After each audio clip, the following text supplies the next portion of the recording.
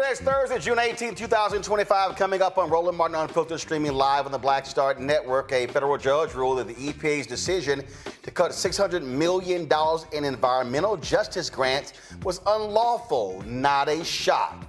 Well, the absolutely unqualified Defense Secretary Peter Hegseth dodges tough questions on Capitol Hill, and he gets reamed out by Senator Tammy Duckworth, who served, and she lost limbs in the military. Oh, I cannot wait until y'all see how she tore him to shreds. You are going to absolutely enjoy. Well, the Fed chair says Donald Trump's tariffs are going to hurt the economy. And then what happens? Well, that idiot Trump, how he's outside celebrating the erection of a flagpole at the White House. He sounded like a drunk uncle with dementia when he was talking. It really was bad. Listen to him. Wait till we play from some of y'all what was said about this here. Also, why is the Country Academy, why the Grammys changing their rules? Beyonce wins Best Country Album, and now all the folk get mad, so now they got a new traditional country album? Yeah, I got a couple of things to say about that. In a Texas redistricting ballot in Galveston, it could wipe out black voting power. We'll talk with Simone Leeper with the Campaign Legal Center about that. Also, a New Hampshire lawmaker sends an openly racist email blaming black people for shootings in the country. I guess he forgot all the white folks who own guns. Plus, in Florida, their board of governors fait accompli is done. They unanimously chose Marva as the new president of Florida A&M University, and guess what? She's still grossly unqualified for the job. Plus, Tennessee State secures millions in funding. We'll tell you about that as well. It's time to bring the funk on Roland Martin Unfiltered on the Black Star Network. Let's go. He's got it. Whatever the miss, he's on it. Whatever it is, he's got the scoop, the fact, the find. And when it breaks, he's right on time and it's rolling. Best believe he's knowing. Putting it down from sports to news to politics. With entertainment just for kicks, he's rolling. It's on go, roll, roll, y'all. It's Roland Martin, yeah. Rolling with Roland now. He's funk, he's fresh, he's real, the best, you know he's Roland Martin now.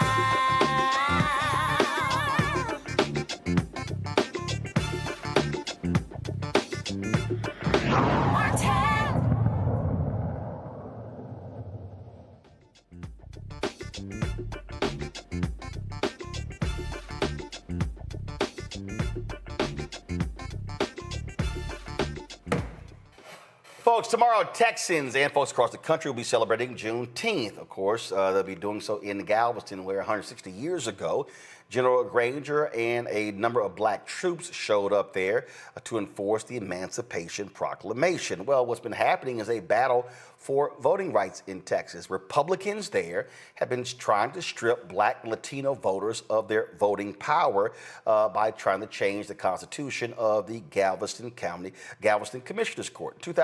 October 2023, a federal judge ruled that Galveston County's redistricting map, which would deny Galveston's black Latino voters of representation. They also comprise nearly half of the county's population.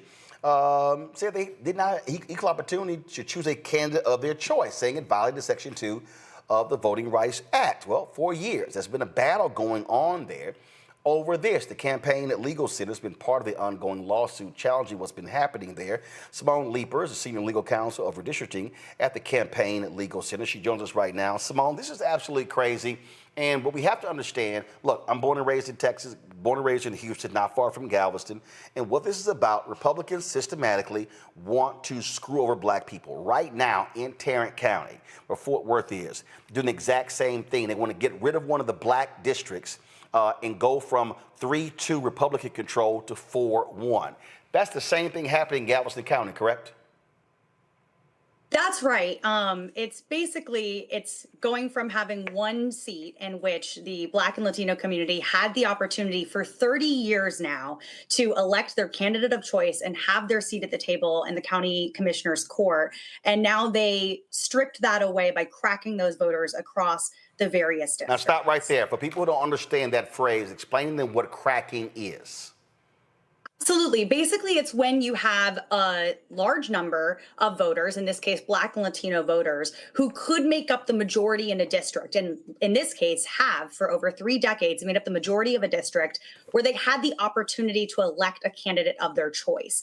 And what they've done is divide up those voters in the new lines that they've drawn and split them up so that they no longer make up a majority in any of the seats for the county commissioner's court. And so now they don't have that seat at the table, which has been so important to that community for so long.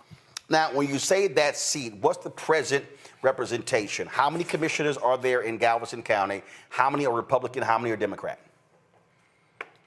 When we look at this, we don't necessarily look at it just in terms of Republican and Right, Democrat. understand. What we're really looking at is the candidates of choice, right? And at this point, we went from having 1 seat of the 4 in the commissioner's court, and then there's also the county judge. There was 1 seat in which the Black and Latino community for 30 years have been able to elect their candidate of choice. And now they have no seats. No. Obviously, the reason I'm saying that, because the reality is it does count to, so right now, of the 5 members of the commissioner's court, 4 elected, you got the county judge. How many of them right now, how many of them are Republican? How many are Democrat?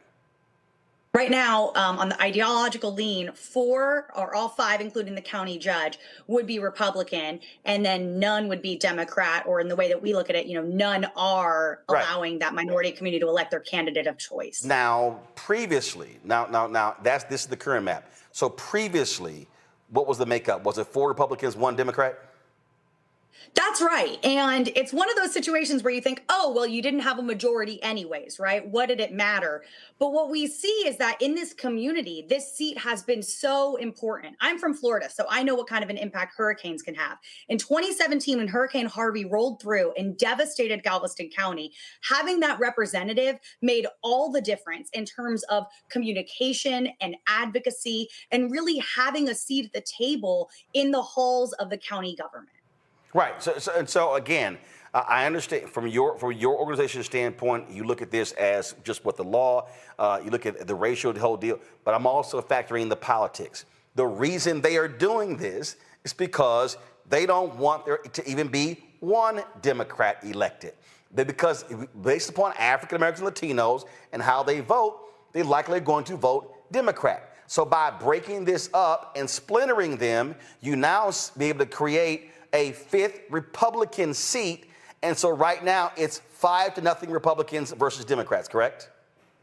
That is correct, but I do want to be very clear that here what we're alleging, and what I think the facts make clear, is that there was not a partisan gerrymander. There was a racial. Oh, no, I understand that. This was done, Yeah, I understand that, because first of all, that was the case in North Carolina, and the reality is the Supreme Court has already ruled that they don't have jurisdiction, which is BS with John Roberts. They don't have any jurisdiction over partisan gerrymandering. That's a state issue, but the Supreme Court still can rule on racial gerrymandering. So we saw what happened in the case in Alabama, where they created an opportunity district. We saw what happened in Louisiana, where they created an opportunity district as well. We saw how the court has actually ruled in the favor of African Americans and Latinos regarding Section 2, and so that strand is still available.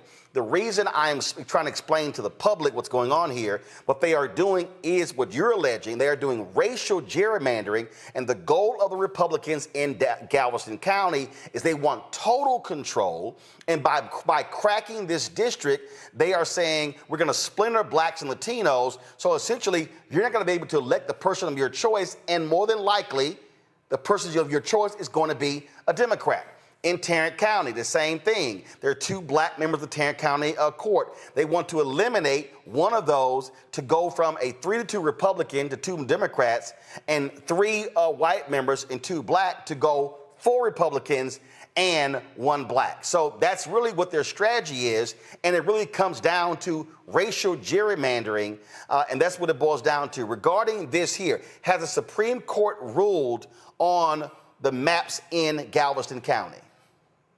The Supreme Court hasn't ruled specifically on the maps in Galveston County. The Supreme Court was involved in that the district court had said you can't proceed in the 2024 elections based on these discriminatory maps. And that was appealed up to the Supreme Court.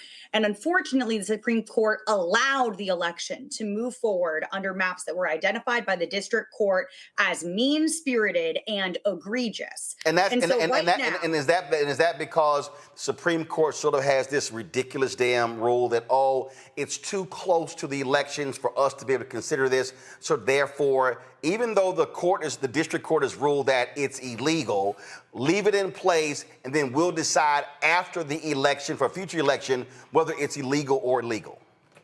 Yeah, that could certainly be a factor. And when we have these sorts of things, we don't want to read too much into the tea leaves on, what the court considers about what we call the merits of the case, the actual facts, right? If they're not issuing a written opinion, giving their justification. But that is something that has been a huge problem in terms of saying, oh, it's too close to the election, even when in actuality, it's not. Yeah, because same thing has happened in other jurisdictions where they were frankly electing people under the illegal maps, but the Supreme Court allowed them to continue. All right, so from a court standpoint, where do you stand with this here? Like, is it in the appellate? Is it going back to Supreme Court? Because you're in limbo right now. When are the elections in Galveston County? Are they in an off year like this year, or are they next year in 2026? So it was in 2024 that the election went place underneath the discriminatory map. 2 years or 4 year terms? That is going to be 2 year terms. Got it. So that was in 2024. Correct. The next election. I'm going to be completely honest with you. I'm blanking on it right now, and I don't want to give it wrong information. I apologize. No, don't worry about it. I can easily find it. So we're talking about, if you're talking about, where does the court case stand? So right now, the court case is back down at the district court level. So the district court judge ruled under a set part of our claims that we made, right? So there's the parts of the claims that are moving forward right now are about intent. It's about the discriminatory intent and the racial gerrymandering. Previously, the judge had ruled on what's called vote dilution, which is basically the effect of the maps. The fact that the maps actually, in effect, took away the opportunity for Black and Latino voters to elect their candidate of choice. And the district court ruled in favor of the Black and Latino voters, and that was up to the appellate court at the Fifth Circuit. And they did something which was truly horrible, which is they went against their own precedent, their own cases that they had previously decided, and held that there's a single race limitation on the protections of the Voting Rights Act as it relates to those effects claims. I'm sorry, a single race limitation? What the hell is that? Yes. So, a great question, right? And so basically you have in this case, the Black and Latino community together. They have a common community. They have common candidates of interest. They have shared concerns. And together, they're able to come together to elect a candidate of their choice. The Fifth Circuit has said that you can't bring claims on behalf of more than one racial group. So okay, hold on, wait. I'm sorry, wait a minute. Y'all are suing on the basis of racial gerrymandering. Mm-hmm. They're trying to say, hey, if you're going to sue, you got to sue only for Black people and only for Latino people. You can't sue for Black and Latino people together? So they haven't said that yet, and hopefully they will not, about racial gerrymandering or racial intent in the maps. What they did say is that if you're talking about the effect of the maps, the fact that it takes away voting power for these combined racial groups, they said in that case, you could only sue on behalf of Black or Latino voters. And we understand that it imposes a racial purity test on the protections of the Voting Rights Act. It makes no sense, and the vast majority of courts have not made that decision. And indeed, the Fifth Circuit previously had said that that made no sense. Unfortunately, that's the ruling that they've made. And so now we've taken this case back down to the district court level, the original court. And now we're moving forward and asking the court to rule on our claims of racial gerrymandering and discriminatory intent in redistricting. Okay, so for folks who are watching and listening, I need y'all to understand something here. You can't do this. So guys, do me a favor, get me out of the 2 box, put me in the 1 box. So let me explain this here. Because see, I don't want her getting in trouble because she has to go before the courts. So I'm gonna say this, I'm gonna go back to our guest. The Fifth Circuit Court of Appeals is one of the most conservative appeals courts in America. Okay? Hard right wingers. if y'all study, we covered this, what happened in Louisiana. They kept going back and forth, essentially trying to help the people in Louisiana as having an out to create the Opportunity District. And basically, the Supreme Court was like, no, this has been decided. And they kept trying and trying again. So for the people who are listening and watching, understand, that's what the Fifth Circuit is. There are more Republican-appointed judges in the Fifth Circuit than anyone else. Very few folks appointed by Democrats. And so you have to understand the radical ideological bent of the Fifth Circuit. So that's why they're doing the actions that our guest just described. Now I'll go back to Simone. So I don't need them trying to say, oh my God, you were doing this show, you were calling us out, but I can call them out because that's exactly who they are.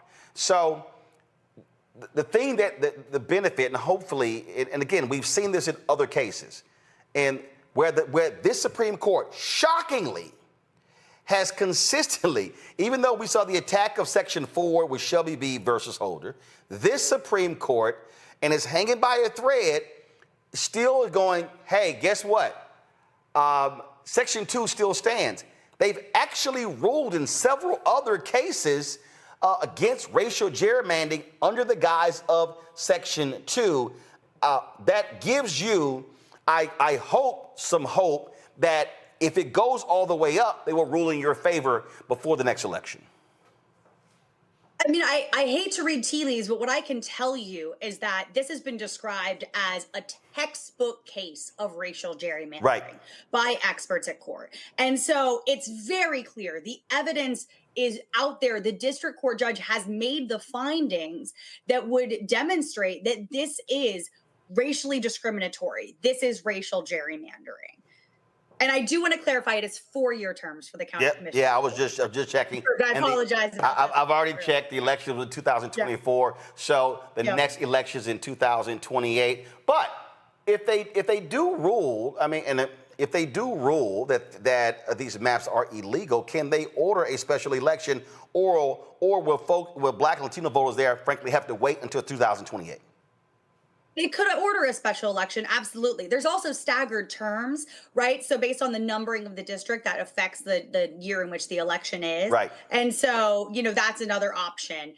There's no reason that this community should have to wait any longer and go any longer without that representation that is so pivotal. Absolutely. Simone Leeper, we surely appreciate it. Thank you so very much for joining us. Thank you very much for having me. Folks, want to bring in my panel right now, talk about this here. Joining me right now, Robert Patillo. He is a civil rights attorney, also a congressional staffer. Joining us from Atlanta, Rebecca Carruthers, Executive Vice President, Fair Election Center out of D.C., Eugene Craig, CEO, X Factor Media out of Baltimore, Maryland. Rebecca, I want to start with you. I mean, again, you see what's happening in Galveston County. We've been covering what's happening in Tarrant County. What was so shameful in Tarrant County is that that Tarrant County, the government, hires this conservative firm out of, I think it was Virginia, to redraw their maps. And we played the video how the county judge would not let them testify. And Commissioner Lisa Simmons like, well, hold up, we paying for this. The taxpayers are paying for this. So how y'all gonna not let them testify in public to answer these questions? And she was like, where are they? Oh, they're in a room somewhere else. And the county judge, and so it was like, wait a minute, it's up to them whether they testify or not. This is what Republicans are doing. They hold a 3-2 majority right now in the Tarrant County Court. They want to redistrict the seats right now. We're not even in this is the middle of a census year, because the judge and the county judge makes it perfectly clear. I want another Republican on this court. This is the stuff that they are doing. They are brazen about it, and it is specifically to take out a Black county commissioner. So, Roland, just to remind your audience, we're under a very extremely fractured Voting Rights Act, which means that functionally we kind of have a piece of Section 2 left. Section 3 has fallen. Section 5 has fallen. So what does that mean? As an example, with Campaign Legal Center, Fair Election Center, we do joint litigation with them. We just did litigation with them in the state of Alabama, which we were successful, where the state of Alabama decided they were going to remove tens of thousands of people off of the rolls. It was largely largely minority voters in Alabama going into the 2024 elections. It was a violation of HAVA, Help America Vote Act, which says you cannot make certain changes within 90 days of an election. So what we're seeing when there is no Voting Rights Act that's valid in this country, we're seeing especially in what has been previously suspect areas. So a lot of it is across the South, not just the Confederate South, but the Jim Crow South. We also see in different places in the quote unquote North where there has been local jurisdictions that have racially have made decisions based upon race in a negative way to make sure that voters aren't able to elect the candidates of their choice. What we're seeing in Texas is especially egregious because they're saying forget the 10-year cycle of where we have the census, that next year we do redistricting, we set the districts, and then for the next decade, that is indeed how people vote based upon those districts. Instead, we're seeing a constant and ever-present redistricting fight, and we are hearing very partisan things. We're hearing even from the White House, from the Congress, even telling Texas on the congressional level, hey, you need to do redistricting because we need you to send more Republicans to Washington, D.C. That's not the way this thing should work. So right now we see the way voting, we see the apparatus to determine whether it's redistricting, determining political districts, or even the apparatus of who gets to vote, we see it extremely heavily politically charged. That is not the way it's supposed to be. Voters decide who represent them. Politicians aren't supposed to decide who their voters are. But what we're seeing is a very blatant and naked attempt on keeping power, because if all things were equal, if we were making sure those who are eligible are able to vote, if we were making sure that we had fair maps in how people are able to vote, Congress will look different. And that's what certain people in this country do not want. Eugene, look, this is all about a naked power grab. And again, that decision by the Supreme Court that was led by Chief Justice John Roberts that, we don't have any say-so in partisan gerrymandering, that's left up to the states. And so the authority there is the state Supreme Courts. That's what opened the door for the Republicans to say, in places where we run the state Supreme Court, we're just going to change the maps. The problem is the Supreme Court, federal government, still has control when it comes to racial. That's why when they had a previous court case in North Carolina, and they lost one of these, Reverend Bishop Barber kept telling the white folks in North Carolina, do not sue on the basis of partisan gerrymandering. He said you have to sue on the basis of racial gerrymandering. They ain't listened. They lost that case. And so that's the only glimmer of hope that we have, because what they're doing is they're trying to play games with it, but clearly in the Galveston County case, in Tarrant County, they targeting black people and in Latinos as well. This ain't partisan, it's race. It's 100% race, right? And look, during your opening segment to this segment, we ran down Louisiana, Alabama, North Carolina. You're seeing the same gerrymander in Georgia. I mean, even see it in New York to a degree, right? The fact that Congressman Lawless, but it does come down to race. And what they've also understood is that, because of the race that black people vote for Democrats and the race that Hispanic people vote for Democrats, if we're able to fracture that vote up, you're able to make sure that Democrats aren't able to get elected, or just common sense public figures aren't able to get elected. And that's what the fight is going into the 26th election and the 28th election, and then lead into the 2030 census. Robert, I made it all plain right here. This is about power. And their whole deal is, if we can sit here and roll back, take this seat, this seat, this seat, again, shove all these black folks in one district, that's what they're doing. Same thing happened. This was the South Carolina case where they said how they were removing black people out of Nancy Mace's district, pushing more of them into Congressman Clyburn's district to make that seat more black. And for years, I remember Cornell Belcher came on my Washington Watch show on TV One, and he made this point, and a lot of black people got upset. He said, black people, we have got to stop. He said, we got to be smart about our politics. He said, we've got to understand the power of black voters. He said that we're so fixated on black representation as opposed to Democratic representation. He said, then we're going to lose. And people are like, man, what are you talking about? We want more black people. He's like, no. He said, your black people can have more power if all of a sudden 25% of this district is black versus 65% of this district being black. Let's just take 65% here. He's saying, yo, if 15 or 20 go over here, this is still a majority black district. And a lot of people were really upset with that. And we saw that play out in Texas when the Republicans in Texas targeted the white Democrats. And so what they did was, and this is when the Democrats actually fled the state to try to stop this thing from being passed, and it didn't work. This was the first time, not the second time.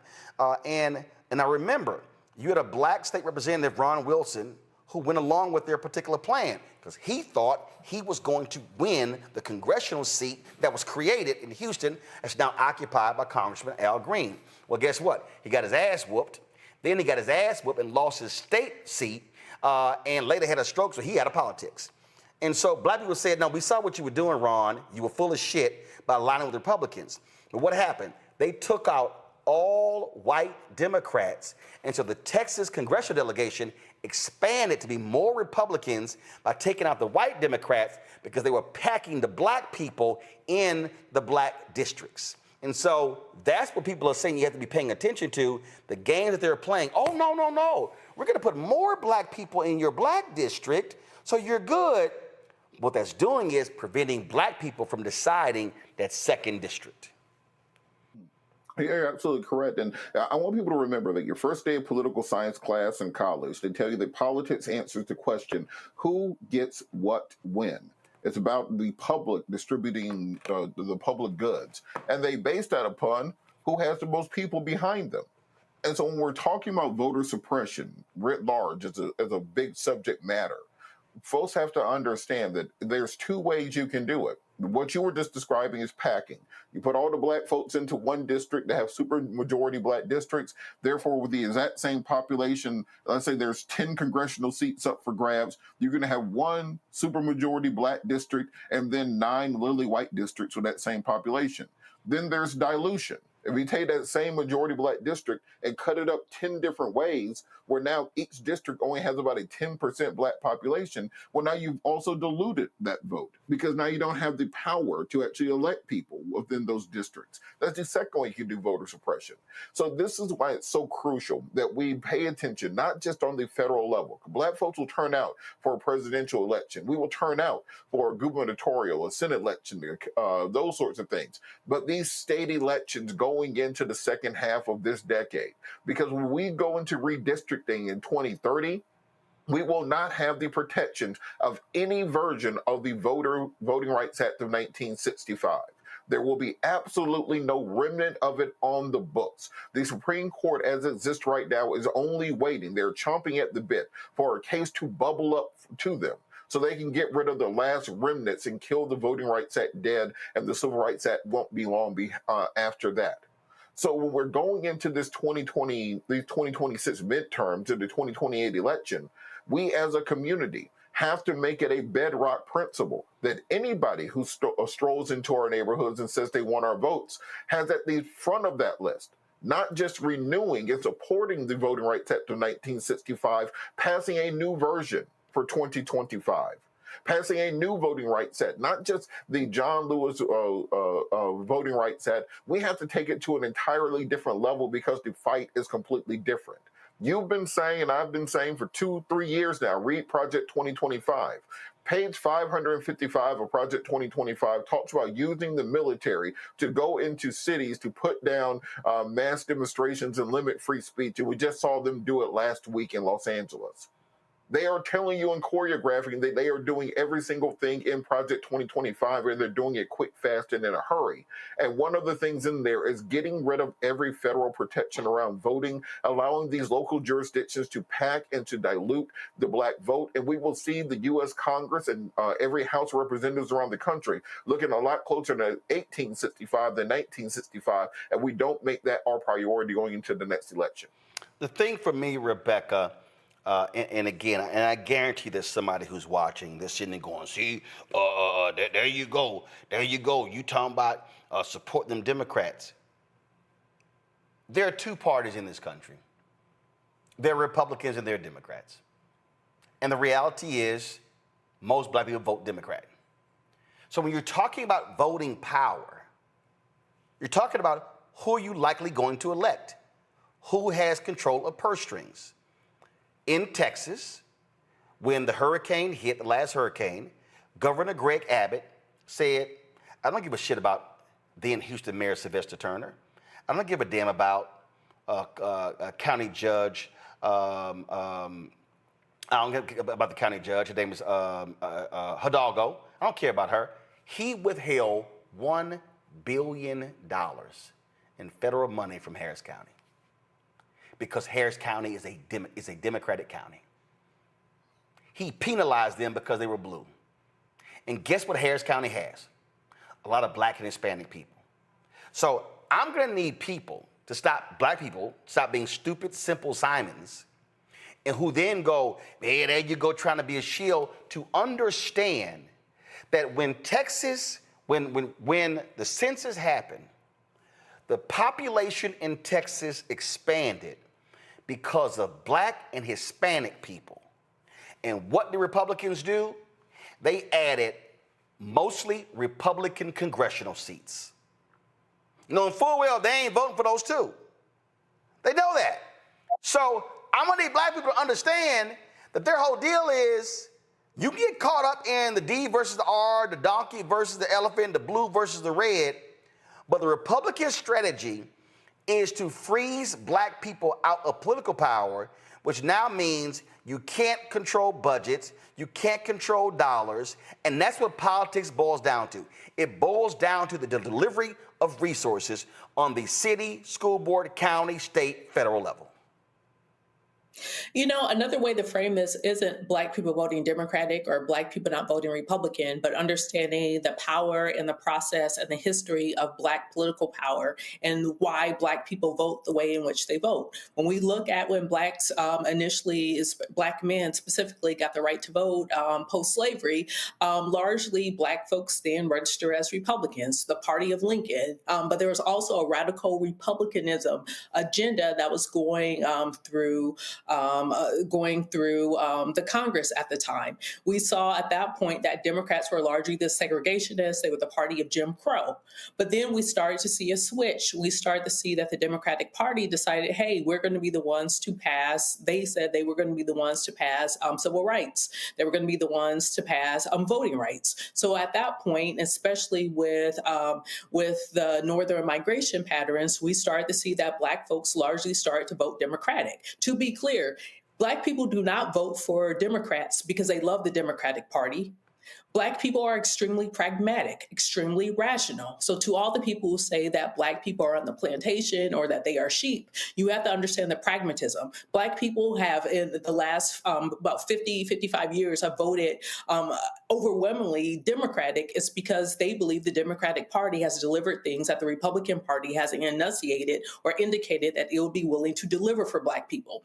So one thing that I would say about black voters, highly sophisticated, they are voting based upon their interests. In fact, they are the only and most consistent voting bloc in this country that is willing to vote based upon their interests. And what just so happens is that the way black people vote tend to be in the best interest for their entire country.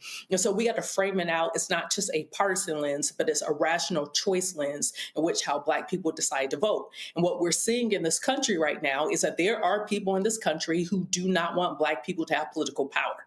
Period.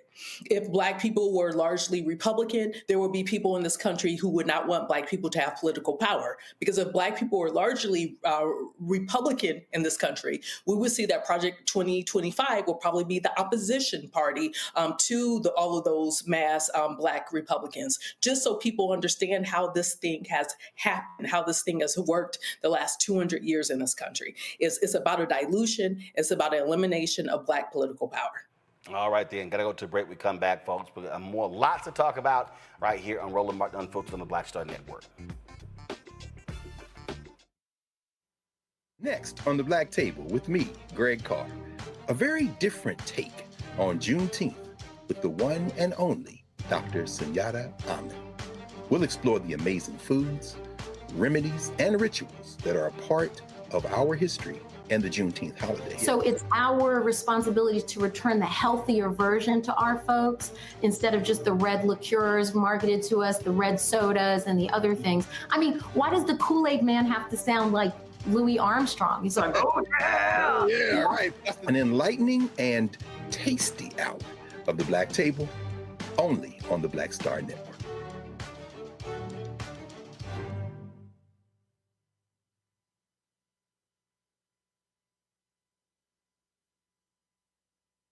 Hey, what's up? Geek Tony in the place to be. Got Kicked Out Your Mama's University, creator and executive producer of Fat Tuesdays, an air hip-hop comedy. But right now, I'm rolling with Roland Martin, unfiltered, uncut, unplugged, and undamn believable.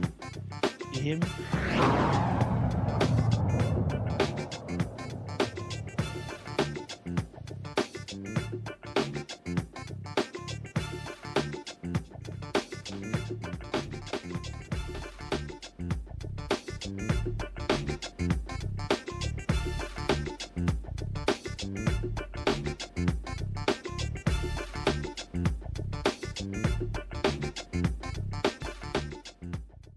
Well, on Monday, it was the National Institutes of Health grants. Now it's the Environmental Protection Agency. A federal judge has ruled that Donald Trump administration acted unlawfully when it withdrew $600 million in environmental justice grants intended for low-income and minority neighborhoods. Judge Adam Abelson of the U.S. District Court for the District of Maryland ruled that the EPA's termination of these grants violated the Administrative Procedure Act.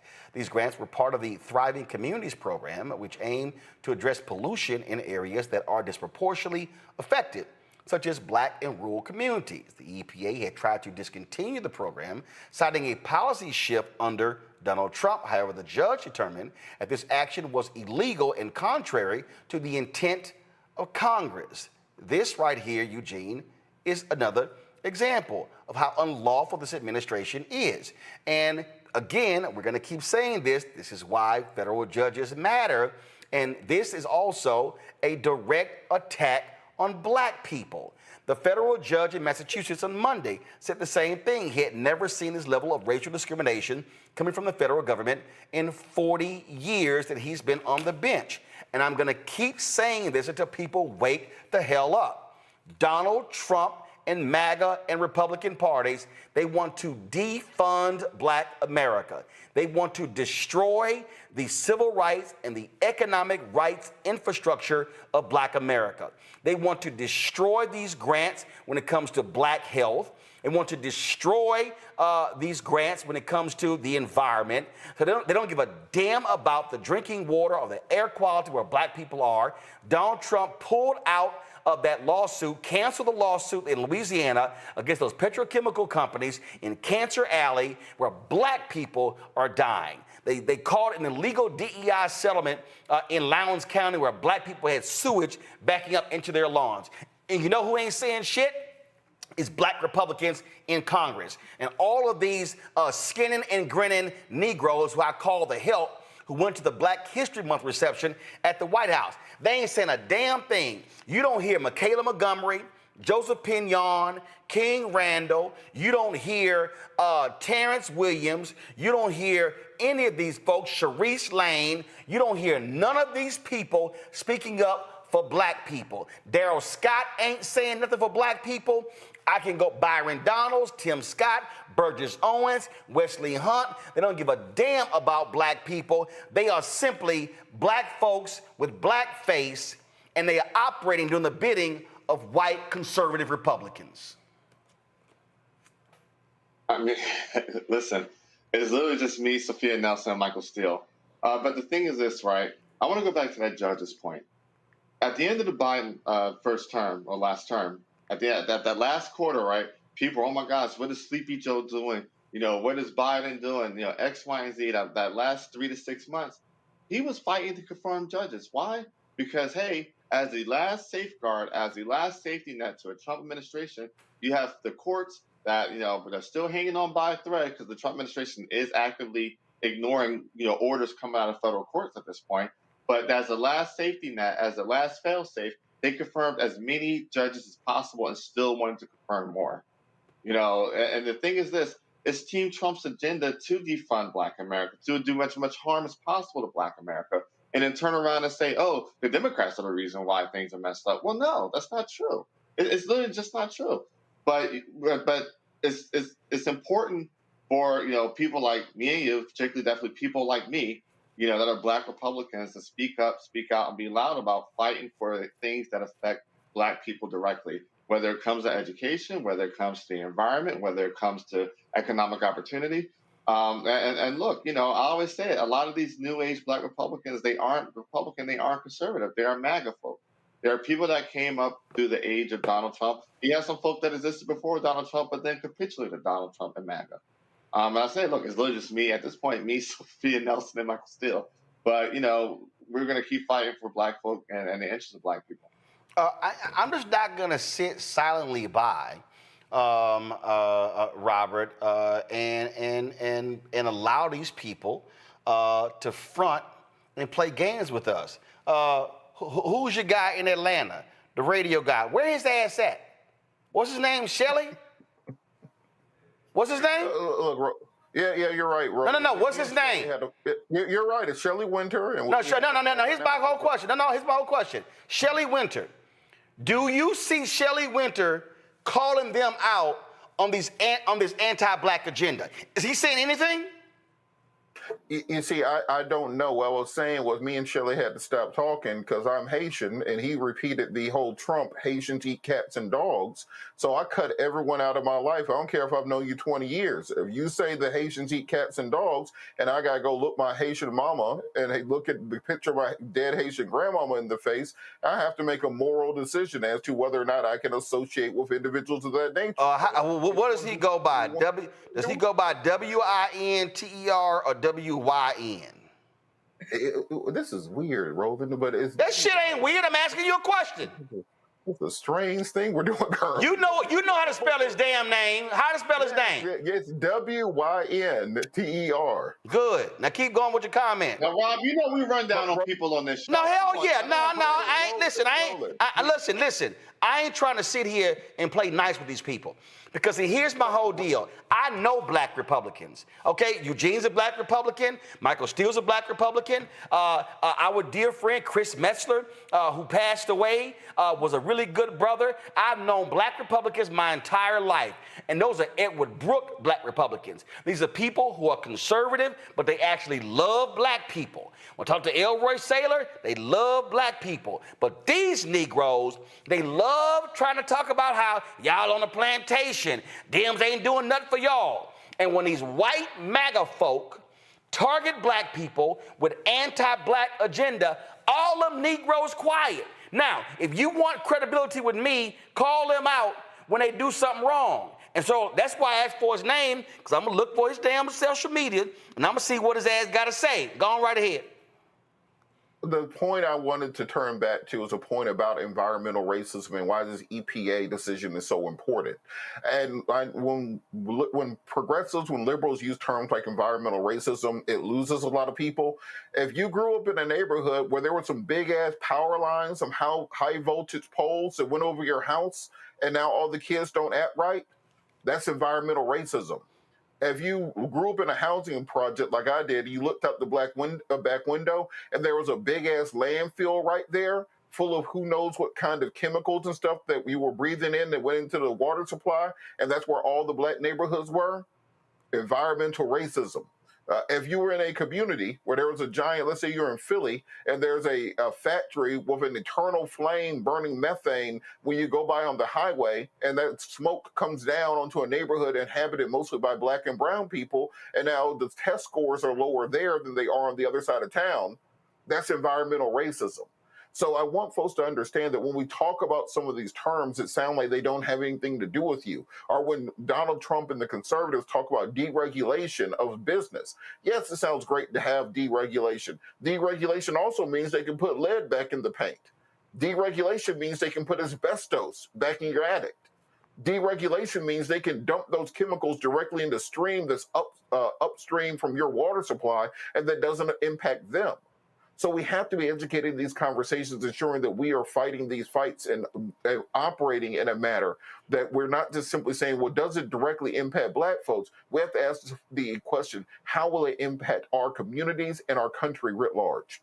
See, I'm sitting here looking, your boy, Carol, go ahead. Carol, book Shelly ass on the show. Because I want to ask him directly these questions. Because under his Twitter bio it says, never scared, Black, and conservative. Well, I want to know if he's saying anything against these policies. Because, Rebecca, they're absolutely, positively anti-Black.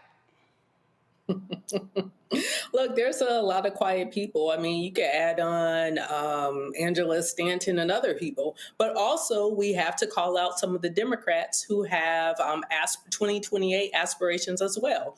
You know, if indeed Black people are the most consistent and largest voting bloc or the base of the Democratic Party, then where are the 2028 Democrats as well in talking about the anti-Blackness that's coming out this administration? Well, I'll be honest, I don't give a damn about any 2028 Democrats, because hell, we ain't even got the 2026 yet. You can't focus. My whole deal is, I think that's part of the problem. Folks spending too much time on 28, they ain't paying no attention to 2025.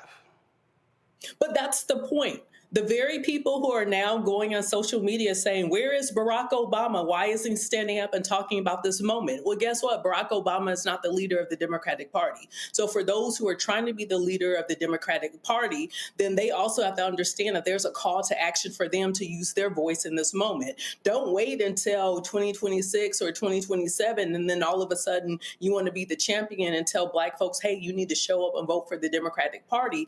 My point is, these people who are trying to line up and figure out and machinate with how they're going to, what position and do their positioning for 2028, that leadership needs to appear now. Because if it appears now, it's actually authentic leadership. So one thing that I would say to Black voters, stop, look, and listen and see who is actually championing your issues right now. Stop, look, and listen and see who is willing to call out the anti-Blackness, anti-Black policies that we're clearly seeing from this administration. This isn't well, maybe they don't mean it. No, like we've talked about since last year, this is Project 2025. One thing that I want to note, when I was going into the elections last year, I was in Alabama at an event. I was talking to a voter about Project 2025.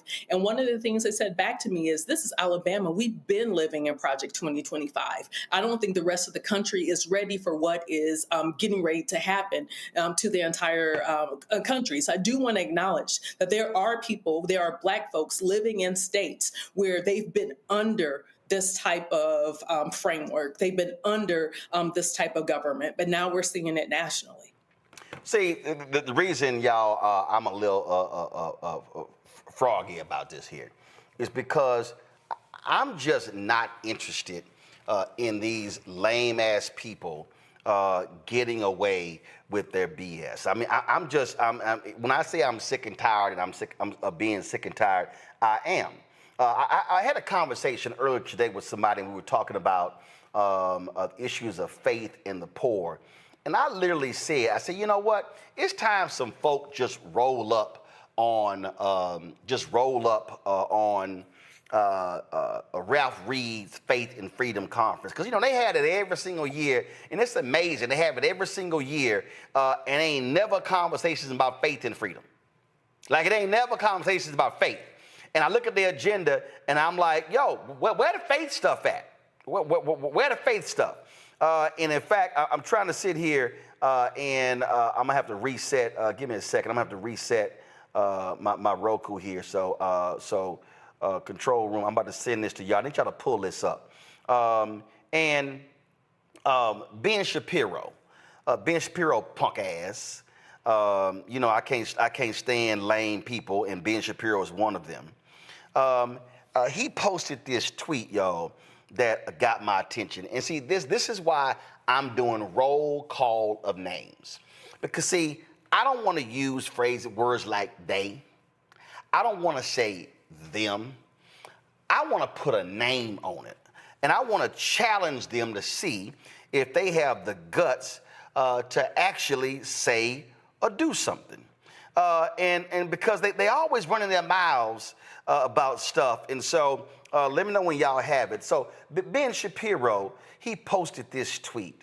y'all, and he said, it was, we're going to show it in a second, it was an honor to meet His Holiness, the Pope, in Vatican City today, and to thank him for standing up for biblical values in a chaotic world, and to present him with a signed 2005 White Sox World Series baseball I had in my collection. We're both fans.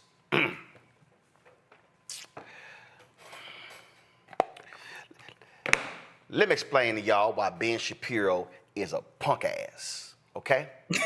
And so I'm about to explain to y'all why Ben Shapiro is a punk ass for this lame ass tweet. Because Ben Shapiro, you thanking the Pope for standing up for, quote, biblical values in a chaotic world. Does that include Gaza? Does that include the poor? Does that include the Catholic Church being against the death penalty? See, exactly which biblical values are you thanking the Pope for? See, right now, with this big, beautiful bill, that bill is a shameless, despicable attack on poor people and the working class. Ben Shapiro, were you thinking the Pope talking about them? See, I'm tired of these performative so-called evangelicals, Christians, folk who claim to be people of faith, whether they Jews, whether they are Buddhist or Hindu or Christian or Muslim, whatever you want to call it. All I want to know is, which Bible are you talking about? Are we talking about all 66 books, or are we talking about just the 4 Gospels? Which one? We talking about New Testament or Old Testament? We're talking about both. See, that's my problem with these people. And see, I think part of the problem is that people of consciousness are unwilling to name them. No, I'm talking about you got to name them. You got to call them out by name. You got to look them in the eye and say, you are a trifling ass so-called Christian. Because see, Ben Shapiro, if you gonna thank the Pope for, quote, standing up for biblical values in a chaotic world, I'm gonna need you to specify specifically what biblical value. Because see, here's the problem with folk like Ben Shapiro. And this is the problem with MAGA. And this is the problem with the Republican Party. This is the problem with Paula White. This is the problem with punk-ass Dr. Phil. This is the problem with punk-ass Drew Pinsky. This is the problem with punk-ass Dr. Oz. This is the problem with sorry-ass Ted Cruz. This is the problem with all of these so-called Christians. Y'all think this is Golden Corral. It's a buffet. I'm gonna pick a little bit of this, I'm gonna pick a little bit of that, and I'm gonna skip some of this. But y'all don't want to deal with it. Jesus did not talk about anything at a greater rate than the poor. So which party that claims to love Jesus, they got some of the biggest crosses? Which party is fighting on behalf of rich folk in the country? When you support, Robert made the point earlier, when you support cuts to the EPA because you don't give a damn about water quality, you don't give a damn about any of that, please, by all means, tell me who exactly are you supporting? Oh, I'm sorry, I thought y'all were some Jesus-loving people. Don't y'all run around quoting Genesis and on the first day, the Lord? Don't y'all love talking about how God made this, God made the earth, everything comes from God? So if everything comes from God, then why are y'all abusing the very thing that God created? Why do y'all say that environmental racism doesn't exist? Why do y'all say that climate change is not real? Why do y'all's response to anything about climate or the environment is that's going to cost too much? but y'all say y'all love Jesus. I'm really confused. I remember the white pastor. We played the video. Let me know if y'all could try to chase that down. The white pastor, I think it was in North Carolina, who called out all of these right-wing white conservatives for buying that punk, that sorry, trifling trash Trump Bible he did with Lee Greenwood that combined the Bible and the Constitution. That white pastor had the audacity and the unmitigated gall, and he was right, to call them out by saying, you don't sit here and wave your Bible as a Constitution in it. He said, you are sworn as a Christian, as a believer on the Bible and not that document. But that ain't what we're dealing with. We're dealing with some fake people of faith.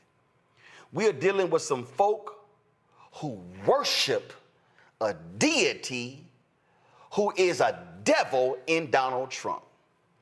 You got Franklin Graham, fake Christian, not even a real pastor, because the real person of faith in the family ain't him, it's Ann Lutz. And if Ann Lutz had other body parts, then she would have taken over her daddy's religious empire. But because Billy Graham believed in giving it to the son and not the daughter, he gave it to Franklin when the real person who should have had it was Ann Lutz. But I'm just going to leave that alone.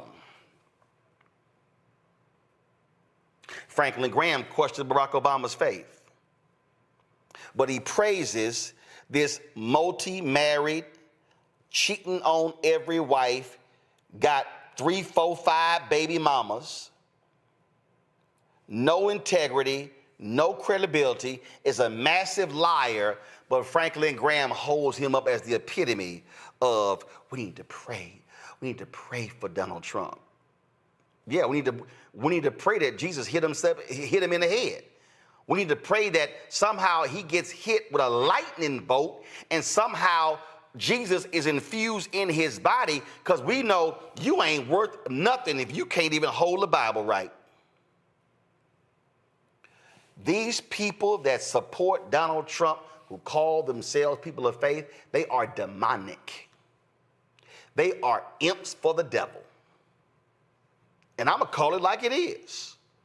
They ain't people of faith. They don't believe in the word. And so please, Ben Shapiro, don't give me this crap thank you to the Pope for standing up for biblical values in this chaotic world. Name them. See, we need more white pastors like this one right here.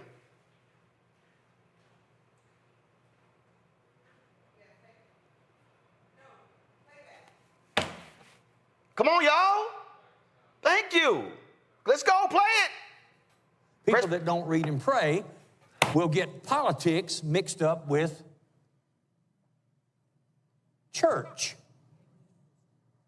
They start mixing and meshing together. That's why some of you bring politics into the church. You think that politics is spiritual stuff. Politics is of this world.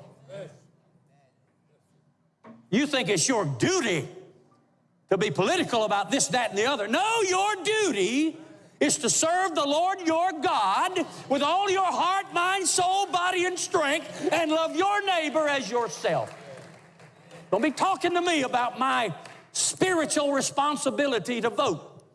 I don't have a spiritual responsibility to vote. I have a civic privilege. Don't be telling me that voting is spiritual. See, that's what happens when you don't read and pray. When you don't read and pray, you say, wow, there's a Bible out now that includes the Constitution and the Bill of Rights. Isn't that wonderful? No. No, it's disgusting. It's blasphemous. It's a ploy. Are you kidding me? Some of you are so encouraged by that. Let me tell you something. The gospel is not an American gospel. It is the gospel of the Lord Jesus Christ.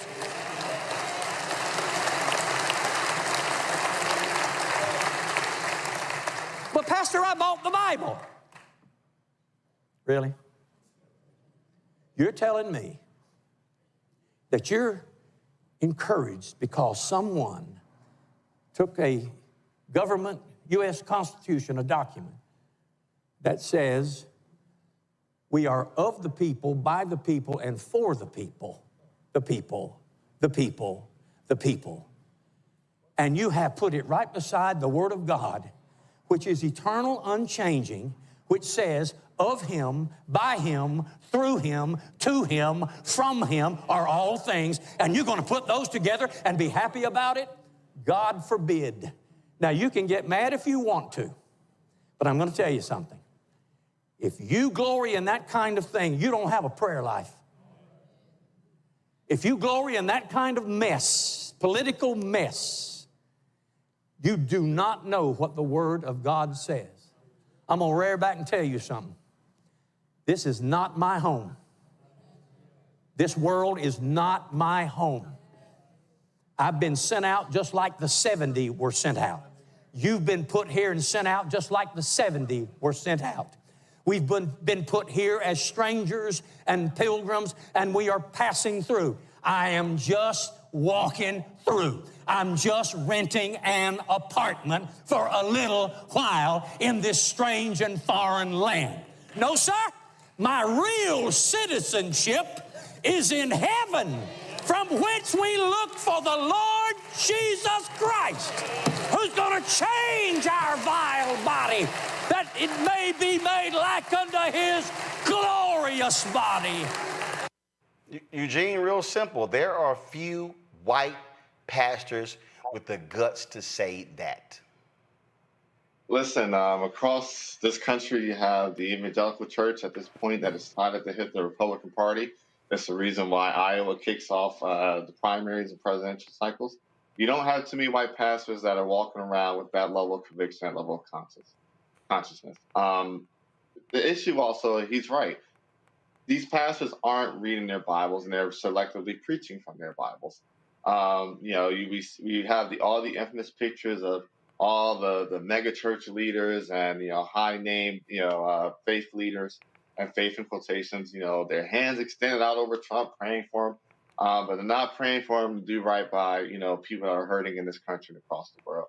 They aren't praying for him to do right and solve conflicts of people across the world in this country. And that's what it's been. You kicked off the segment with Ralph Reed's Faith and Freedom Coalition annual gathering. I wouldn't even call it that. I would call it the Indoctrination and Tyranny annual gathering, and that's what it is. You're not going to hear Ben Shapiro, who's not even a Christian, be able to define what Christian values he's hoping the Pope is standing on and getting a business clear on, because he doesn't even believe in them himself. And so, we're living in a really, really weird time that's kind of always existed, but now in our forefront for XYZ reasons. But it is reinforcing. It does feel good to see, particularly white pastors, because we have black pastors who have always spoken to the truth and conviction of the Bible, to the truth and conviction of the faith, but the freedom that the faith gives, right? Black liberation theology is a thing, and it's sad that, when Barack Obama, got elected and during that whole cycle that, the black faith got dragged through the white media. But, it is, well heartening to see a white pastor standing on business when it comes to the actual faith of Christianity. I'm just not interested for a second, Rebecca, in giving these people any space to breathe. I was going to say, I bet you that pastor claps on the 2s and 4s and not the 1s and 3s, but who knows? Eugene kind of hit on this, like hearing faith and freedom. I would never attend something called that if you're not talking about liberation, because the Bible talks about in Christ there is. I'm talking about, Rebecca, they ain't got nothing about faith and the poor on their agenda. Not a year. Look, like I think I've shared on the show that I grew up Kojic, Church of God in Christ, so very much Pentecostal. I was fourth generation Kojic until in college I started to go to some non-denominationals. And what's interesting is that also growing up in the Midwest, I grew up around a lot of white evangelicals because Kojic to some extent is Black evangelicals, especially before the Bishop sheared out of Detroit era of Kojic. And my dad was a minister. I remember my dad asked me, "What's your favorite passage about Jesus?" And I was like, Matthew 21. And for those of you all who aren't familiar, that's the Jesus who fussed and cussed in the temple, who went and he overturned the tables, beat people's behind, pushed them out the temple, and said that you are a bunch of corrupt grifters. Get out of my daddy's house. And so when I think in terms of the gospel, when I think in terms of freedom and liberation, it's not what Ben Shapiro and the rest of those ilk are trying to sell. In fact, my viewpoint is that they're trying to sell white supremacy in the frame of trying to use biblical, quote unquote, biblical words. And even when people say, "Oh, I believe in biblical principles," what does that actually mean? How are you living that out? Doesn't the Bible say true religion undefiled is taking care of the poor, taking care of the widows, taking care of the fatherless? Those are the tenets of what religion is supposed to be if you're actually following what the Bible actually says, which, like you said, many of these people aren't. Instead, they're subscribed to a cult that's rooted in white supremacy. Just like if I ever walk into a church and the picture of Jesus is blonde and blue-eyed, I'm leaving. That's a cult. It is white supremacy. It's not even quote unquote biblical. People got it all the way mixed up in this country, especially understand of how Black theology plays into this, especially of those who descended from slavery, who were forced to deal with spirituality in terms of a slave master's Bible, which didn't have any of the liberation text, any of the freedom, if you're going to use freedom, but I prefer using liberation. So Black people in religion, and even to Eugene's point, the way in the Barack Obama presidency, especially the first term, how the Black church was really skewered, especially around Black liberation theology. I view Black people, we're spiritual. Are we necessarily this Christianity thing that has evolved and rooted in white supremacy? No. So it doesn't even fall on us that way. Be like, we experience spirituality different, especially for those who are still connected to our ancestral home. So it's cool. I'm glad this minister called it out, but then what? We need all the Southern Baptists to call it out. We need all the Southern Baptists to stop being so segregated, stop being so anti-Black, because they're ultimately the ones who put all of this in the White House. They're the ones who put the people like Marjorie Taylor Greene and the rest of those ilk who are very much anti-poor people, anti-diversity, anti-women, anti all the things and the people that Jesus hung out with in the Bible. Well, Robbie, we also need Black preachers to be a hell of a lot more proactive in confronting these folk, challenging them to their faces at their conferences, at their events, and not just in their pulpits. You're absolutely correct. And just kind of to Rebecca's point, and for my etymology nerds, I see you, I hear you, I'm here for you. Look at the word religion itself, and that kind of Latin prefix, reg. What are some other things that have that same prefix? Regulation, regiment, regality. What do they all talk about? Control. How do you control a group? Do you control them through regulation? Do you control them through being a royal, through regality? Do you control them by putting them into a regiment where they're doing the same thing all the time? Or do you control them with religion? It all goes into the same thing, and our political leadership has known this for decades, that the easiest way to control people, to get them to vote against their enlightened self-interest, to get them to not ask any damn questions, is through religion. Bob Marley said, some people say great God will come from the sky and take away all your pain and make everybody feel high. But if you know what life is worth, you'll know it's here on earth. Because they want to control you into believing that your goal, your reward comes later, but they will enjoy the fruits of their labor now. Inside of the buildings, they'll have gold, they'll have marble, they'll have all the trappings of the world, and then tell you to go out and suffer in order to support that. It's the exact same way in politics and in religion. So when people understand that, they have to start thinking logically about what's best for themselves, as opposed to simply what either the regulatory bodies, the political bodies, or the religious bodies are telling you what's best for you while they're not doing the same thing. Listen, I ain't letting nobody off the hook. We got to call folk out, and that's what we're going to do. They talk about name it and claim it. I'm going to name it and call it. Going to break, we come back. Y'all, I got a whole section of, I might have to bring back crazy-ass white people. Because I got 4 stories where these people truly have lost their minds. Quick break, break it down, support the show. Join our Bring the Fuck fan club. You want to give via Cash App, use the Stripe QR code. You see it right here. You can also, of course, see a check and money order. Make it payable to Roland Martin Unfiltered. Send it to P.O. Box 57196, Washington, D.C., 20037. 0196, PayPal, R Martin Unfiltered, Venmo, RM Unfiltered, Zelle, Roland at RolandSMartin.com, Roland at RolandMartinUnfiltered.com. We'll be right back.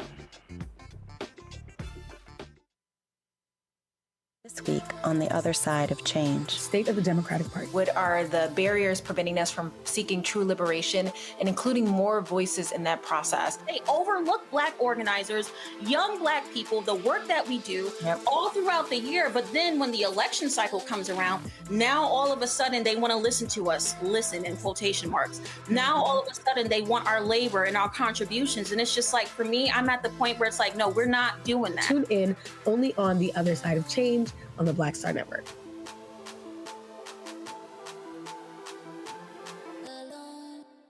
Hello, I'm Paula J. Parker. Truly proud on the Proud Family. I am Tommy Davidson. I play Oscar on Proud Family, Louder and Proud. Hi, I'm Jo Marie Payton, voice of Sugar Mama on Disney's Louder and Prouder, Disney Plus. And I'm with Roland Martin on Unfiltered.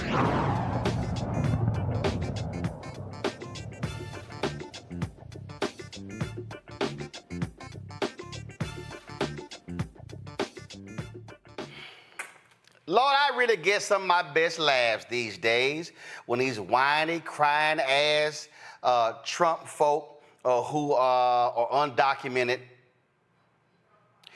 when they get sit back somewhere else and they voted for Trump, I don't know what to do. A South Florida woman has now joined the group.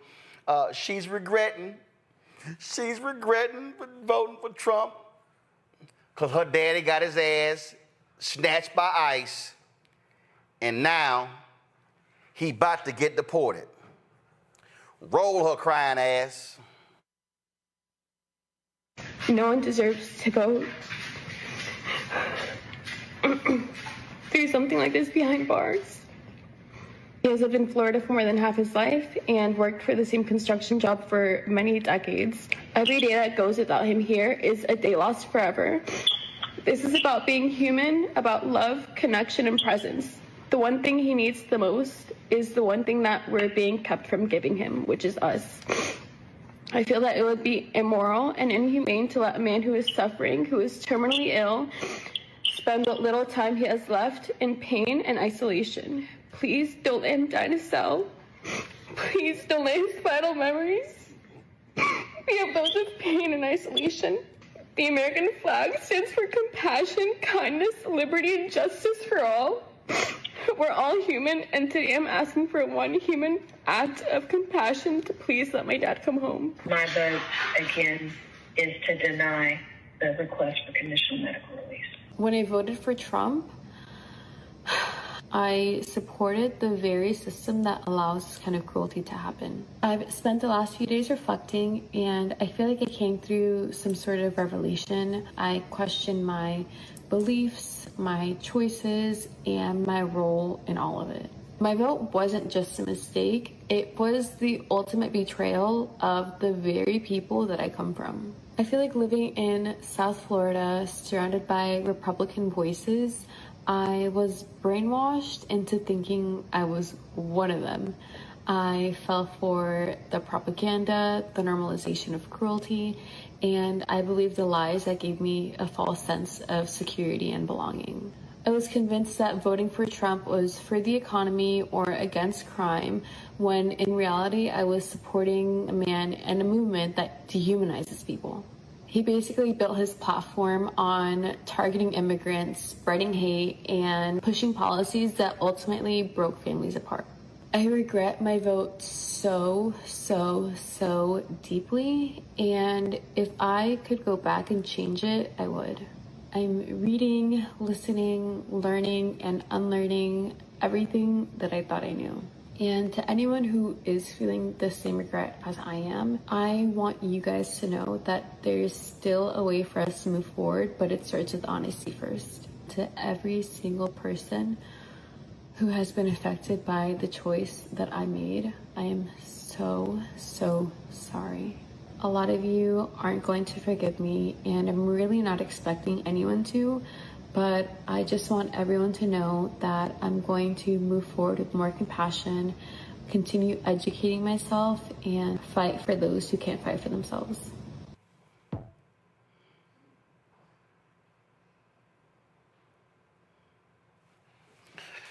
Which one of y'all want to comment on that bullshit? Y'all go ahead. I am so tired. Oh my God. Compassion of faith and liberty and justice for all. Now I've had a revelation.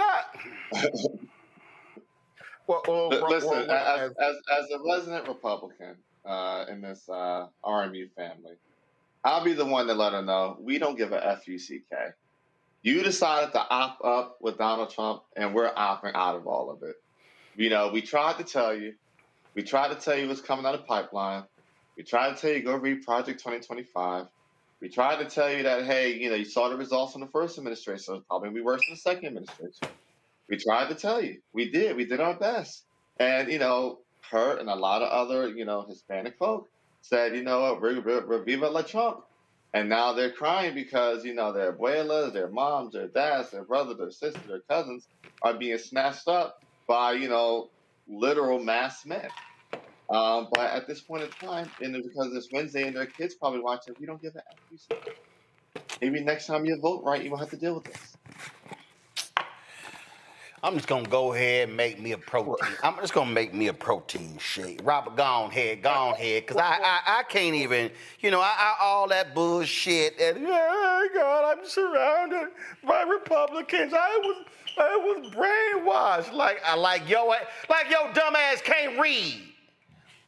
Look, Roland, as the resident Haitian on the show, I have Haitian family members in Florida who voted for Trump and are dealing with similar situations currently. And what the hell were they thinking when he said he sit their ass back last time? He was saying Haitians were eating cats and dogs, and they dumb asses voted for him? You ain't got to tell me. I tried to tell them, and they ain't believe these things were taking place, and now they see.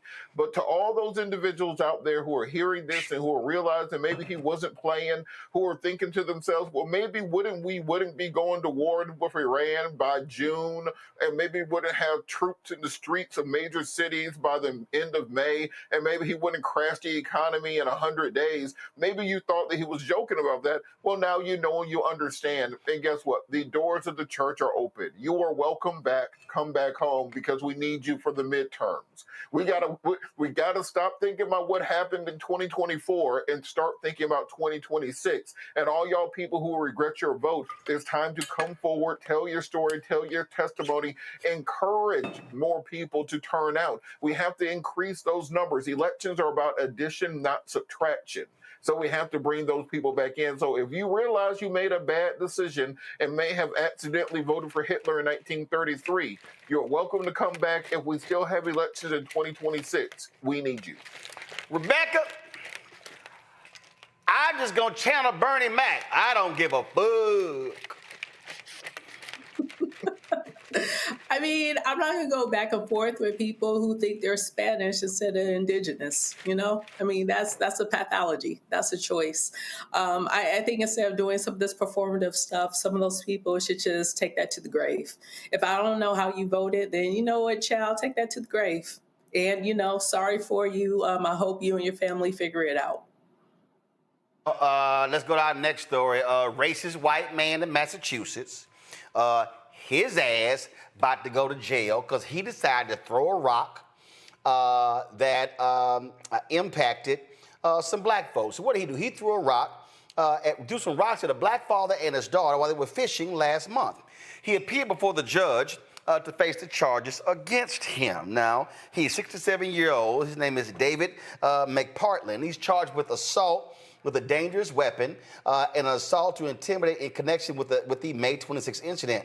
Sharon Brown, his 10-year-old daughter, were fishing on a local lake when this white man, later identified as McPartland, came out of his home and told them they couldn't fish in the area. Well, that's when Brown recorded the brief interaction where McPartland called them a racial slur. Brown then called the police. According to court documents, McPartland admitted to throwing rocks and said, quote, he slipped out a word that maybe shouldn't have. The judge entered a not guilty plea on McPartland's behalf, and he was released on his own recognizance. He's scheduled to appear in court next month. Now come on. Now, Robert, I don't know what happened. Nigga just slipped out. I don't know what happened. It was the GA. I don't know what happened. It just slipped out.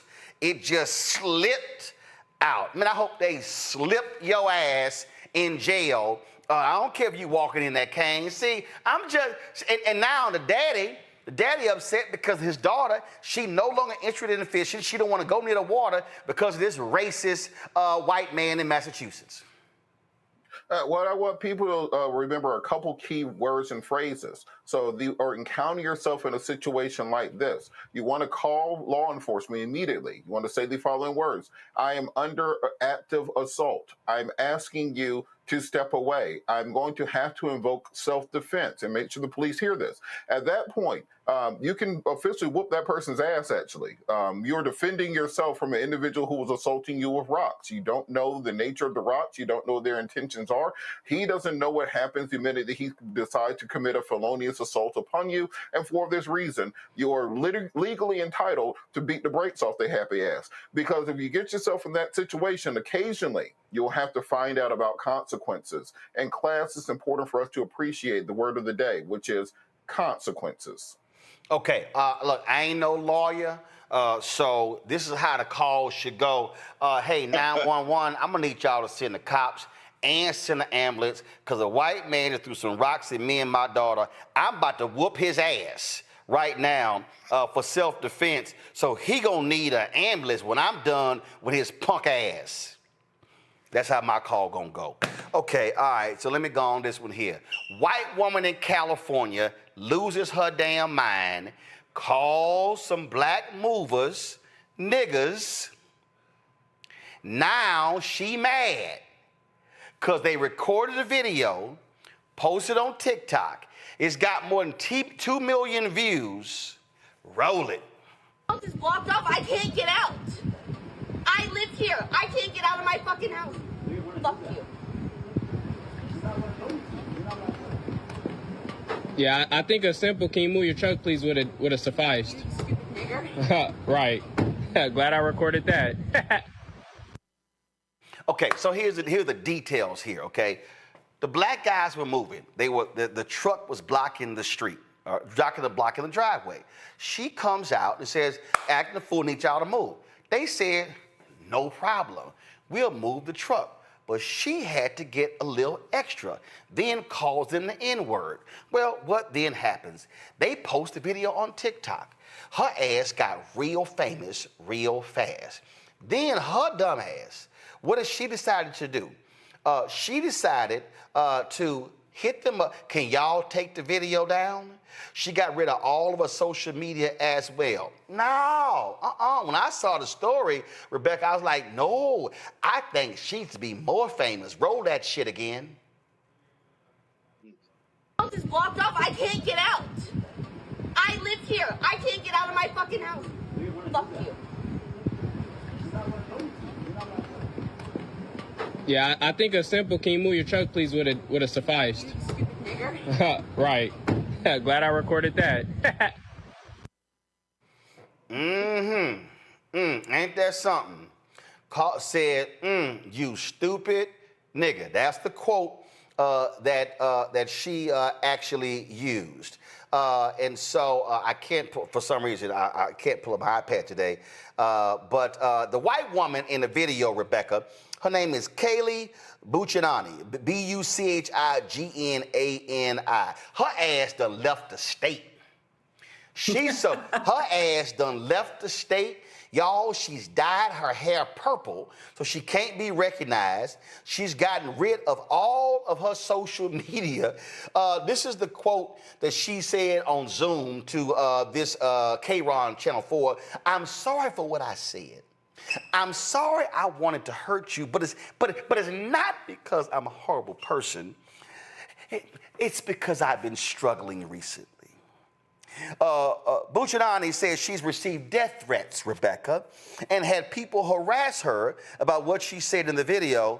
She also said that even her parents are getting phone calls. Quote, Rebecca, "I had to change my number, turn off all social media. I had people calling me, giving me death threats, multiple people a day calling me, harassing me, telling me what a horrible person I am. My parents still get phone calls." I'm sorry, it's above me now. I mean, I guess her parents should have raised her better. I mean, she learned that from something. I mean, yeah, she fled the state. Those boots are made for walking. And she walked up out of that state. I mean, come on. Like, don't let all this rhetoric that you're hearing on TV confuse you. Like, people aren't dealing with this. Just like last week, we talked about some of the changes in the military. Like, look, people can say what they want. They can do all this anti-DEI and say we're going to remove Medgar Evers' name and all that stuff. But the rank and file is still primarily Black folks. And some brown folks. Like, everyday, regular people aren't putting up with this. So whatever courage y'all think you're getting from the president, you don't got the president's security. Nope. And y'all need to just leave people alone because people are fed up. Leave us the F alone. We don't bother nobody. We don't want to bother y'all. Just leave us alone. But if you bother us, you might have to move. Eugene, I got one more. Her ass said, you're going to love this one here. She was asked the question if the N-word is something that she says often. She says, quote, "No, I do not." Hold up, here it comes. "I grew up with a lot of Black people." And then she went, "And with the music we listen to, sure, maybe in a different form. Do I say it that way? No, I don't. It was merely just, he hurt me, I wanted to hurt him. It had nothing to do with me being a racist." Gone. So look, right? This is what I want them brothers to do, right? I'm pretty sure you got some folk that support you. I want, when them cash apps come through, I want her to relive this forever. So when the cash apps come through, this is what I want you to do. I want you to go over to one of these little platforms, all right? I want you to take out an ad, and I want you to just run that video, that 15 seconds of her calling you an Nigger, so she can never escape it no matter where she goes. And ass is cheap. I want you to make sure she never escapes it. Because, one more time, it just rolled right off her lips. She knew what she was doing. She knew what she wanted to say. It was her entitlement. She thought she owned the street. One more time, bro said all you had to do was ask me to move the truck. We would have moved the truck for you. But, she had to strut away thinking she was some kind of badass and call him a nigger. And what we're not going to do is make sure, think she could just, ease on out of it by, delete my social media. And then I'm going to dye my hair. Sorry, this is 2025, baby girl. They could dock Social Security and everything. I'm not advocating for it. As a victim of it, I'm not advocating for it. But listen, I just want white people to stop calling Black people niggas, so then you don't have to deal with the find out part of the fuck around. But I love how she like, it's in our music. I can imagine. What's her little name again? I can imagine her little trifling ass. Hold on, let me go back. I can imagine Kaylee sitting here like, I ain't mean it that way. I kind of meant it. I said it, but I ain't quite said it in that form. Can you imagine Kaylee doing this here?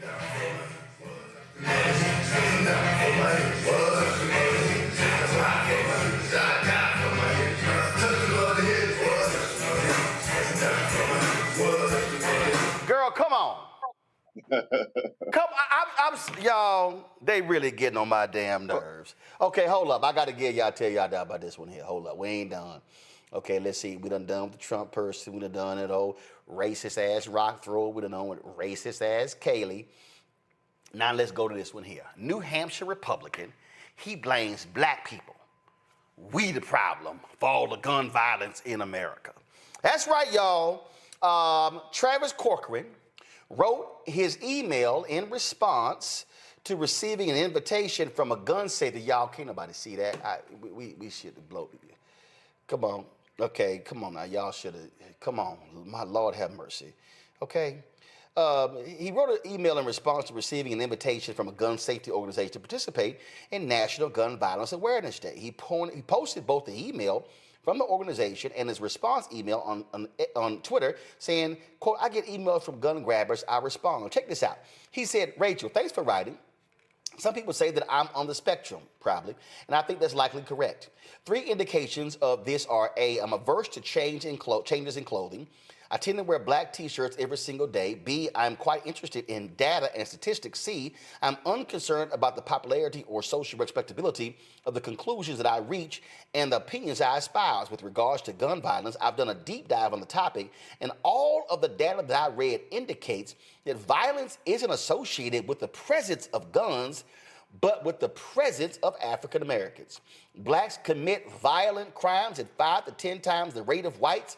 This is one reason that there's such an amazingly tight correlation between states with a majority white population and states with extraordinarily low crime rates.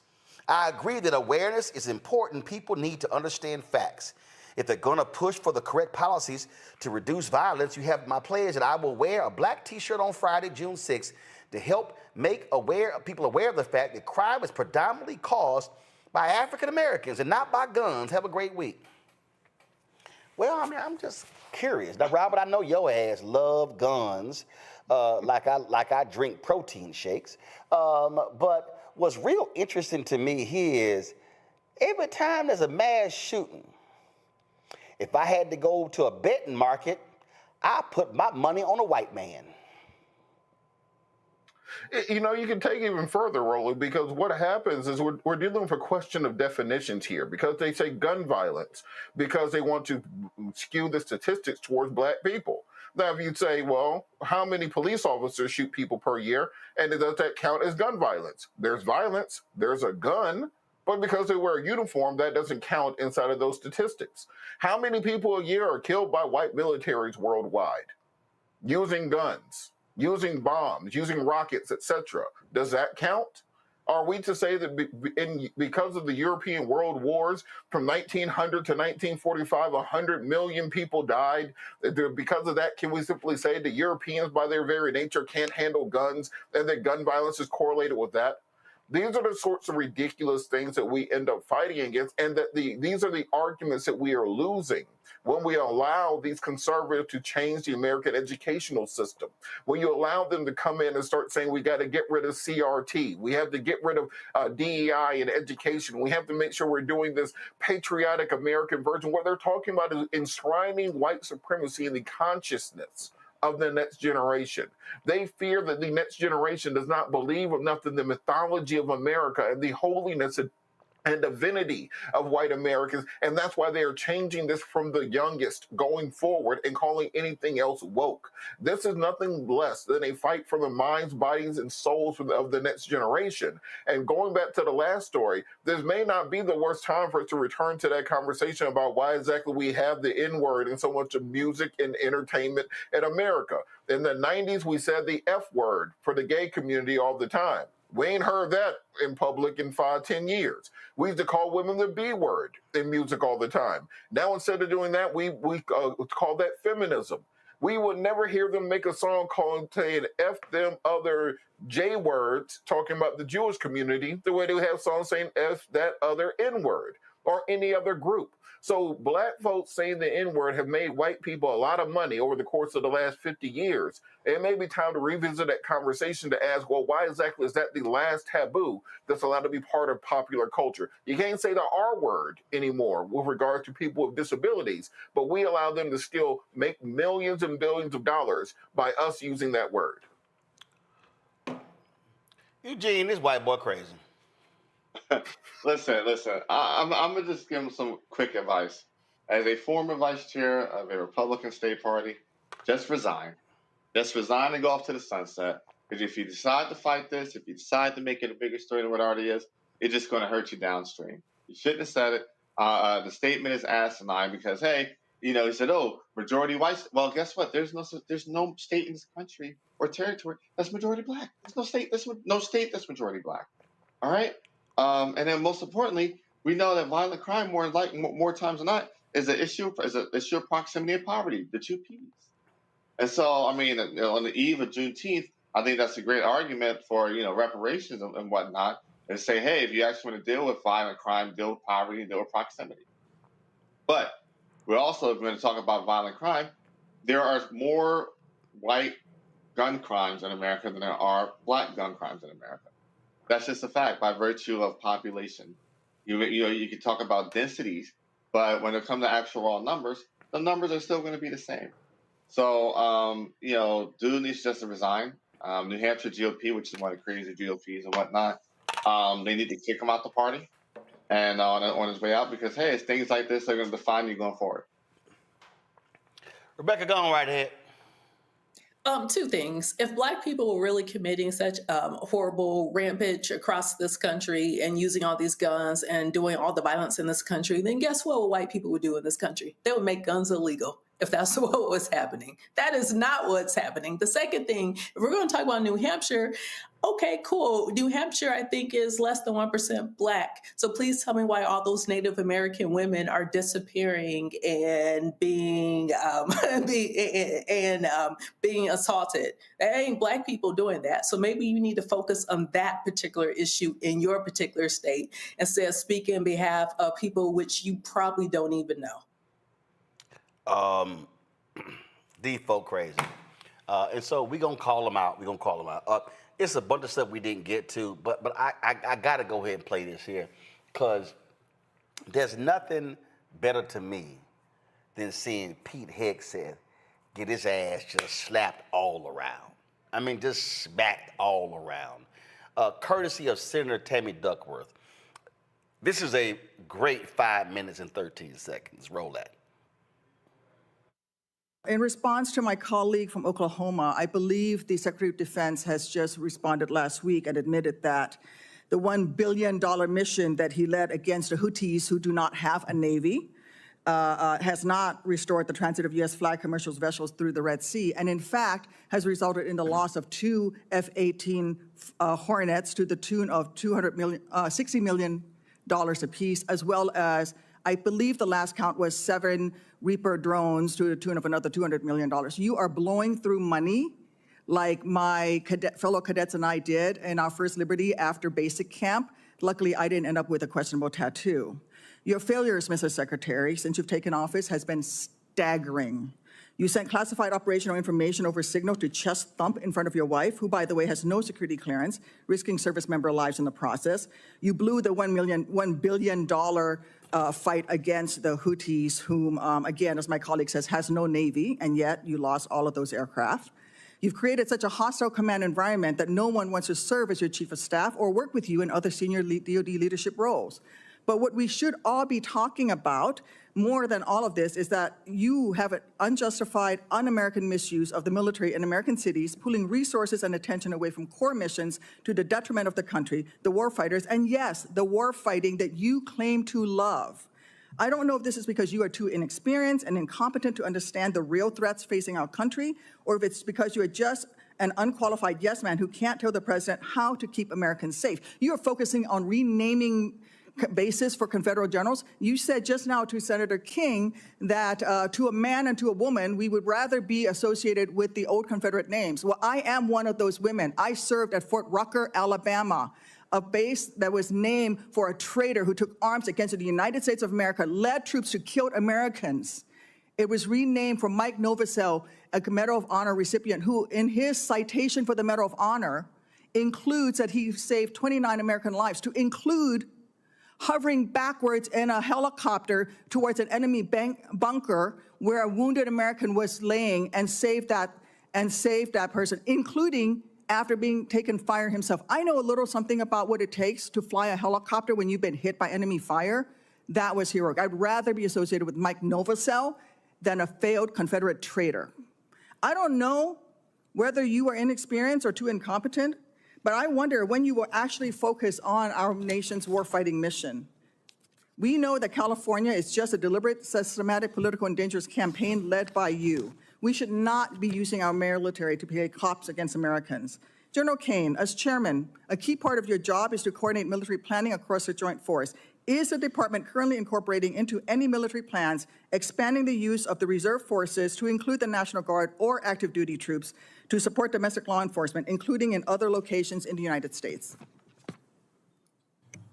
Senator, you know, we careful. No, General.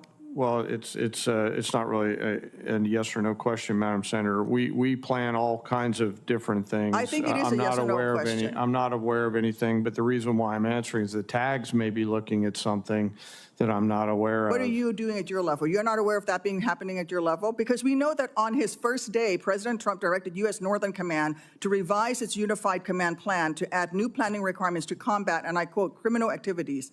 A series of follow-up executive orders continue to redirect DOD priorities to supporting domestic law enforcement, including one in April that tells DOD, and I quote, use national security assets for law and order. In other words, do law enforcement's job. I'd like to enter these executive orders into the record, Mr. Chairman. Is there objection? Without objection, so ordered. Secretary Hegseth, you say you are focused on warfighting and warriors. These are your words. Yet you are diverting untold DOD resources and attention to fundamentally non-military mission of domestic policing. Across the country, we have qualified police officers who are trained for that mission. They know those streets better than the Marines you deploy to Los Angeles, who normally focus on the Indo-Pacific. And you recently approved 700 more troops in 3 other states to do admin and logistics works for ICE. You say all of this is valuable training, but I would much rather have our troops do tough, realistic training relevant to high-end combat. Instead of typing in spreadsheets for ICE, they should be conducting live fire maneuver exercises. Instead of patrolling American neighborhoods and standing in front of federal buildings, they should be rehearsing call for fire missions. We have local police who can stand in front of those federal buildings. And the list of distractions goes on. You are encouraging the DOD workforce to go work for DHS in increasing numbers. You're pulling the military away from facing foreign enemies who literally say things like death to America. And you're putting troops with weapons aimed at Americans. Mr. Secretary, let the military get back to its real job. Stop forcing them to do DHSs. And if you want to be DHS Secretary, maybe you can apply for that job when you're fired from this one due to your incompetence. Ooh, damn, Rebecca, she read his ass for filth. That was the clip I needed to see going into Juneteenth. I mean, what more can you say? Look, she is a true patriot. She served honorably in our nation's military. And so when we talk about experts, that's what expertise looks like. So we saw someone who is not an expert but has the position. And then we saw an expert. We saw someone who is very thoughtful when it comes to policy, especially around our military. Our military is never supposed to be deployed in U.S. cities towards American citizens. That is something that our military, that's not even within the purview of our military. And so what we're seeing is an administration that's using very unconstitutional measures for political advantage. And so Americans ought to be extremely upset with what's going on. And I wish more Americans would truly understand all of the unconstitutional things that we're seeing that's happening in this moment. If this was good times, Eugene, it'd be like, damn, damn, damn.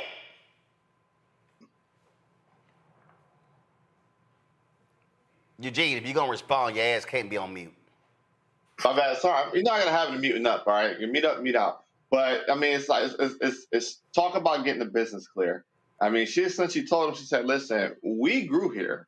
you flew here and don't belong here, and we still gonna be here after they get your ass up out of here.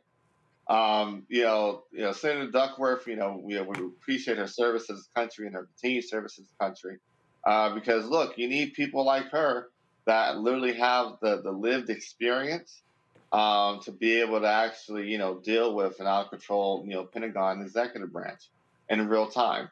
I believe she outranked him in service. I know now, of course, he's, SecDef, but the thing is this. He will eventually be fired. Whether it's a botched response to eventual response to Iran or something else, Trump will eventually get rid of him. But it'll be senators like Senator Duckworth and others that'll still be standing strong afterwards. But she told him, said, listen, you knew here, we grew here, you flew here, and we're still gonna be here when they get your ass up out of here. Bottom line here, that's the kind of heat. Look, he been a pompous ass on Capitol Hill all week, Robert. That's how you need to put that fool in his place. And for people who didn't watch the entire hearing, that was the entire hearing was like that, with people reading the riot act. And this is why I encourage people to understand, don't look at the people at the top of the Trump cabinet. These are actors. He literally pulled half of them off of TV. They don't know anything about it. They are just there to go look on camera and do things. Dig down into the documents and find the undersecretaries. Find the technocrats who you've never heard of. Those are the people who are really running the government. Do you really think they put the drunk guy from Fox and Friends Weekend in charge of a $1 trillion budget? No. So when I say that this is important, you have to look at what the current U.S. policy is with regards to Iran. The reason that we are massing aircraft carriers in the region, bringing a third aircraft carrier from the Straits of Malacca to the Persian Gulf, the reason we are repositioning as many as 50 aerial refueling tankers from the east coast of the U.S. to European command, the reason 2 months ago we repositioned 19 B-2 stealth bombers from Missouri to Diego Garcia in the Indian Ocean, is because very clearly we're about to go bomb the hell out of Iran. And Israel has already started taking out the early warning radars, taking out the command and control centers, assassinating much of their high-level leadership, taking out Hezbollah and the Houthis and Hamas, who are their proxies in the region. But folks need to understand that Iraq and Iran are not the same thing. Iran has a space program. Iran has one of the most powerful drone armies known to mankind, so much so they were selling drones to Russia the last 2 years.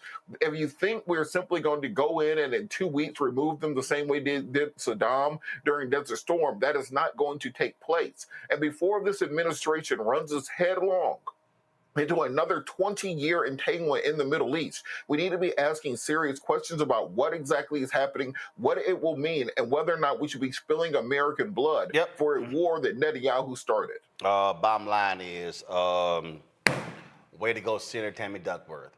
Rebecca, Eugene, Robert, surely appreciate it. Thanks a lot. Hey, folks, we don't have a show tomorrow. Tomorrow's Juneteenth. We normally do a show on Juneteenth, but we're going to be broadcasting live on Saturday from Richmond, Virginia, at the Virginia Commonwealth Dinner. So the Blue Commonwealth Gala will be broadcasted live beginning there. The VIP reception is at 5 p.m. We'll be live beginning at 5 p.m., so we can't wait. So you definitely want to check us out then. Tomorrow I'm going to be in Charleston, West Virginia for a Juneteenth speech taking place tomorrow. St. Louis, I'll see y'all Friday in St. Louis. I was literally just looking at my itinerary. So St. Louis, I'm going to be at the Jubilee Project. It's going to be at the JFK Community Center, 315 Howdershell Road, Florissant, Missouri. It's going to be on Friday. So that event, meet and greet, VIP meet and greet, was going to be at noon, and then my keynote speech as well as fireside chat is going to be at 3:15 p.m. So look forward to that. So lots of stuff going on. So folks, hey, if you want to support the work that we do, join our Bring the Fuck fan club. Our goal is to get 20,000 of our fans contributing on average $50 each a year.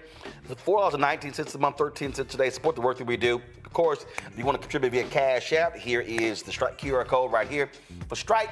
And so you can just use that QR code if you want to Of course, send check a money order. Go to, first of all, make it out to Roland Martin Unfiltered. Make it payable to Roland Martin, P.O. Box 57196, Washington, D.C. 20037 7-0196. PayPal is R Martin Unfiltered. Venmo, RM Unfiltered. Zelle, Roland at RolandSMartin.com.